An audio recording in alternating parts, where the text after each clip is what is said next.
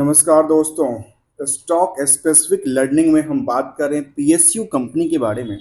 और पीएसयू के अंदर कुछ कंपनी का नाम जो कि हमने भी जब देखा तो कुछ कंपनी ऐसे नाम मुझे पास निकल के आया जिसका नाम से द एंड्रेस यूली यूल ग्रुप्स। और ये कंपनी क्या करती है पहले इसके बारे में जानेंगे, क्योंकि स्टॉक मार्केट में इस तरीके जो इसकी जो कंपनी है इसमें देखने को मिला करीब करीब 5% की उछाल आई। स्टॉक छोटा सा स्टॉक है, पेनी स्टॉक की तरफ नजर आता है, लेकिन है गवर्नमेंट की company androids you'll and company limited. Company करती क्या है, कंपनी के एक्सपेक्टेशंस क्या है, और मार्केट में इस तरह के जो चार्ट निकल के आते हैं जहाँ पर अच्छी खासी गिरावट के बाद जो मार्केट दोबारा एवरेज प्राइस के आसपास दोबारा निकल के आती है, तो इसका क्या रिएक्शंस आने वाले समय में हो सकता है। हम इसके लिए बात करेंगे, इस कंपनी के स्टेप बाय स्टेप समझने का प्रयास करेंगे कंपनी के बारे में। सबसे पहले जानते हैं androids you'll and company limited जो कि सेंट्रल PSE है, is the medium and the light engineering sector engaged in the manufacturing of tea। आपको समझना चाहिए, हमें समझना चाहिए जो ये कंपनी जो है वो टी मैन्युफैक्चरर की काम करती है। ट्रांसफार्मर, रेगुलेशन रेगुलेटर्स और rectifier, sir circuits breaker, switches, industries, fans, T machinery and undertakes turnkey jobs, और इस तरह की चीज़ें यहाँ पे कंपनी में एक अबाउट अस के हिसाब से निकल के आती है। तो ये कंपनी क्या क्या करती है, इसके वेबसाइट्स पे हम चलते हैं और समझते हैं।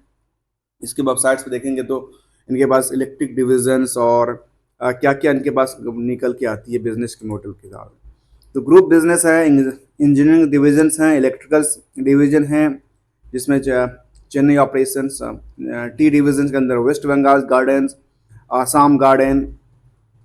इनके पास जो काम्स हैं वो अलग अलग डाइवर्सिफाई बिजनेस करती है कंपनी। और जिसमें कि आसाम में इनके पास टी बागान्स, टी गार्डन्स, बंगाल में टी गार्डन्स, और सोचिए इसका क्या साथ में इंजीनियरिंग काम भी करती है। फाइनेंशियल साथ में देखें तो बिजनेस के अंदर ग्रुप बिजनेसमैन के पास क्या निकल के आती है।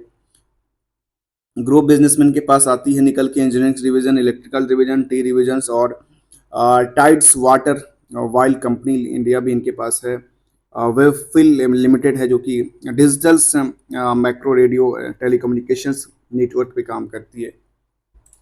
चलते हैं इसके स्टॉक, जहाँ पे 5% का अच्छी खासी उछाल, 40 रुपये के आसपास स्टॉक रहा। 52 की हाई की बात करेंगे तो निकल के आती है करीब 69 रुपये के आसपास। लो की बात करेंगे तो 23 रुपये के आसपास। सोचिए 23 रुपये के आसपास जो लो है वो आसपास अभी इस तरह के चार्ट क्रिएट करता नजर आता है, जहाँ पे जो मार्केट में गिरावट के बाद एक जंप लगा था नजर आता है।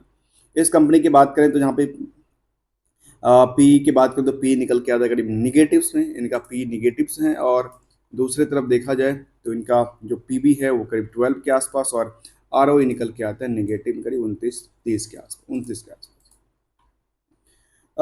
जाने तो इसके BSE स्मॉल कैप की कंपनियां हैं टी एंड कॉफ़ी मैन्युफैक्चरिंग के यहाँ पे लिस्टेड में इंडस्ट्री के ऊपर। लेकिन ऑब्वियसली ये कंपनी और भी सारे काम करती है, जहाँ पे हमने देखा कि टी से रिलेटेड जो मशीनरी है, इक्विपमेंट्स हैं, वो क्रिएट करती है। साथ में देखा जाए तो उसमें ये भी निकल के आती थी कि ये जो है बाकी सारी चीज़ जिसमें इलेक्ट्रिकल डिविजन्स भी काम करती है कंपनी, इंजीनियरिंग डिवीजन पे भी काम करती है। तो बाकी और भी इनके पास ढेर सारा काम्स हैं।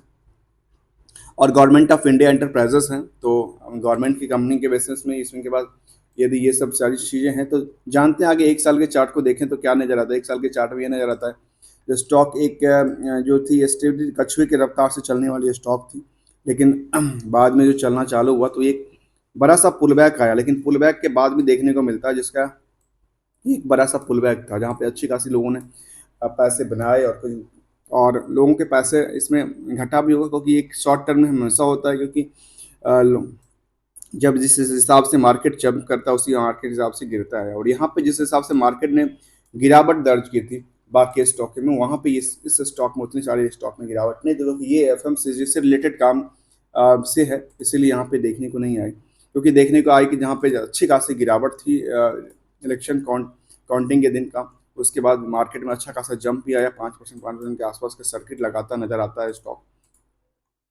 ऐसे 1 महीने के चार्ट और 3 महीने के चार्ट को हम एवरेज वैल्यू के हिसाब से देखेंगे तो क्या निकल के आती है। फिलहाल ट्रेंडिंग क्या दर्शाता है इस स्टॉक के लिए, तो फिलहाल ट्रेंडिंग के देखेंगे तो ट्रेंडिंग के हिसाब से देखा जाए तो स्टॉक में जो एक गिरावट थी अभी फिलहाल ये आसपास यहाँ के आसपास से ट्रेंडिंग एक एवरेज वैल्यू के आसपास कामकाज करती नजर आ रही है, जहाँ पे ये बार बार आए हैं और उसके बाद ये इस तरह के पुल बैक भी आया था इस स्टॉक में, जो कि एक लंबा पुल बैक था। ऐसे इसका थोड़ा सा पुल बैक था और थोड़ा सा पुल बैक हमेशा पूरा बनाया, तो एवरेज प्राइस के आसपास आने के बाद मार्केट हमेशा एक पुल बैक रिएक्शन की तरफ ध्यान देता है। चलते हैं आगे, इसमें लेटेस्ट अपडेट के बारे में बात करें तो यहाँ पे लेटेस्ट अपडेट में जून में कोई अपडेटेड नहीं है अभी तक। मई की अपडेटेड था। कॉर्पोरेटेशन की बात करें तो यहाँ पे 23 में डिविडेंड का पार्ट था, वो कुछ भी नहीं था। इसको कुछ भी पार्ट्स ना कहें क्योंकि ये कुछ है ही नहीं डिविडेंड। इसको डिविडेंड देती है लेकिन बहुत कम देती है। रिजल्ट के पार्ट को बात करें यहाँ पे दिसंबर मार्च का रिजल्ट यहाँ पर अपडेटेड नहीं है। और दूसरी तरफ हम यहाँ पे देखें तो मार्च का अपडेटेड रिजल्ट के लिए यहाँ पे देखा जाए तो यहाँ पे मार्च का अपडेट यहाँ पे अपडेट हो चुका है, लेकिन यहाँ पे कुछ टेक्निकल इशू की वजह से यहाँ पे बीएसई के ऊपर यहाँ पे डेटा नहीं दिख रही है। चलते हैं आगे आगे जानते हैं इसके रिजल्ट की पार्ट के बारे में, जहाँ पे हम समझते हैं थोड़ा सा रिजल्ट को। और रिजल्ट देखेंगे कंसोलिडेटेड डेटा के बेसिस पे, जहाँ पे कंपनी की खुद की नहीं उनकी जितनी भी इन्वेस्टमेंट है उनके तौर पे देखा जाए तो उनके पास करीब इस क्वार्टर में 77 करोड़ के आसपास का रिवेन्यू जनरेट हुआ, जो कि एक तरह से पिछले 2 क्वार्टर से थोड़ा सा डाउन साइड देखने को मिला और पिछले सालों से भी अच्छा पिछले क्वार्टर से भी डाउन साइड देखने को मिला। ऑपरेटिंग प्रॉफिट मार्जिन के बात में तो निकल के आते हैं निगेटिव में करीब 46% के आसपास, और नेट प्रॉफिट के बाद नेट प्रॉफिट निकल के आता है करीब 22 करोड़ के, जो कि निगेटिव्स में देखने को मिलते हैं, जहाँ पे डिक्लाइन करती है। तब भी स्टॉक परफॉर्मेंस अच्छा करता नजर आता है मार्केट में। ऐसे ही प्रॉफिट एंड लॉस को देखो तो पूरे ईयर के हिसाब से देखें तो 2024 तक के डेटा में करीब 310 करोड़ के आसपास करीब निकल के आता है। ऑपरेटिंग प्रॉफिट मार्जिन करीब जो है वो करीब 30% के आसपास डाउन शेड में है, और टोटल लॉस कंपनी का करीब 47 करोड़ के आसपास है। मतलब फंडामेंटली कंपनी का जो है वो गवर्नमेंट की कंपनी है, लेकिन नुकसानदायक कंपनी नज़र आती है। नुकसान के बावजूद भी स्टॉक ने जो एक पॉजिटिवली बेवरेज जनरेट किया, जहाँ की 4% के आसपास जो उछाल लगाई है, वो एक समझने वाली बात है। जबकि यहाँ पे सेल्स ग्रोथ की बात करें, सेल्स ग्रोथ डिक्लाइन करती है। Growth on the profits part के देखें तो ये भी डिक्लाइन करती है। Capital stock price in the CAGR के हिसाब से देखा तो थोड़ा सा अच्छा नज़र आता है 1 सालों के अंदर। रिटर्न ऑन इक्विटी के बात करें तो ये भी डिक्लाइन करती है। तो मतलब ओवरऑल देखें, यदि 4 पॉइंट को रखा जाए, 4 पॉइंट में 3 पॉइंट डिक्लाइन करती है, 1 पॉइंट अच्छी चलती है। उसके बावजूद भी मार्केट इसके जो है वो पिछले कुछ ट्रेंडिंग ऐसा बना था कि यहाँ पे ट्रेंडिंग में लगातार गिरावट देखने को मिली थी, लेकिन गिरावट उतनी बड़ी नहीं थी जिस हिसाब से इनकी फंडामेंटली जो सेल्स का बात करूँ, सेल्स इनका डाउन हुआ है। लेकिन ओवरऑल यहाँ पे देखा जाए एवरेज प्राइस के आसपास मार्केट जंप करता नजर आ रहा है कुछ यहाँ से। आगे क्या कहते हैं शेयर होल्डिंग पैटर्न के बारे में देखें। शेयर होल्डिंग पैटर्न में निकल के आती है करीब 90% के आसपास मान लेते हैं। 90% is the promoters is government, and 10% जो प्रमोटर्स है 11% के आसपास 90 वो है पब्लिक। और पब्लिक में क्या निकल के आती है डेटा, पब्लिक के डेटा की बात करूँ तो निकल के आती है यहाँ पे प्रमोटर्स में पता है गवर्नमेंट ऑफ इंडिया की है प्रमोटिंग। FI में कोई भी FI नहीं है। DI की बात करूँ, DI में केवल स्पेशल नेशनल इन्वेस्टमेंट फंड्स हैं वहाँ पे, बाकी जो है नहीं है। गवर्नमेंट की बात करूँ तो गवर्नमेंट भी यहाँ पे दूसरा तरफ नहीं देखने को आती प्रमोटर्स के अलावा। ऑनलाइन पब्लिक के बात करें तो पब्लिक के पास 9% 8.5% के आसपास की होल्डिंग्स हैं, जो कि 1% से कम की पोजीशन में चलती नजर आती है। अब एक डेटा बेसिस पे देखें, जब मार्केट की एक स्ट्रेटजी के हिसाब से किसी के पोर्टफोलियो में यदि स्टॉक पड़ा हुआ है तो एक बुल मार्केट से बियर मार्केट की तरफ कंपेयर करेंगे, बियर मार्केट से बुल मार्केट की तरफ कंपेयर करेंगे तो एक ओवरऑल परफॉर्मेंस क्या दर्शाता है एज ऑन डेट के हिसाब से, जब ये एक टाइम फ्रेम के हिसाब से 5 साल 10 साल में क्या रिटर्न दे बना के दिया है। तो ओवरऑल देखा है तो 10 सालों में इनका रिटर्न जो है वो करीब 49% के आसपास है।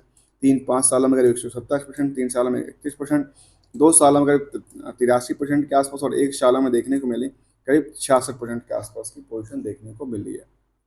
ऐसे 6 महीने के डेटा को बात करूँ तो 6 महीने में करीब 30% के आसपास।